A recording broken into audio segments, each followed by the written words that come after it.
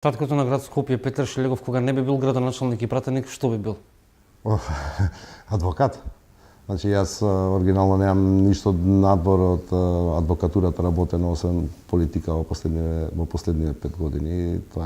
Адвокатурата е моја љубов и моја потпора за се. Јас бев успешен адвокат.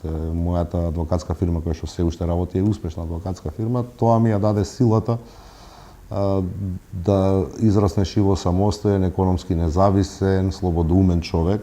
И тоа е нешто што, да речам, љубоморно си го чувам за себе и си го сакам. Во моментот кога овој дел од мојот живот, наречен политика, ќе заврши, јас сум оригинално адвокат по професија и таму се наоѓам, таму се пронаоѓам. Неам нити секунда размислување што би правил ако не би бил градоначалник или ако не сум пратеник. Така што јас, како велат, тиквата е со корен, нели? Не дојдов во политиката случајно, нити влегов без формирана кариера.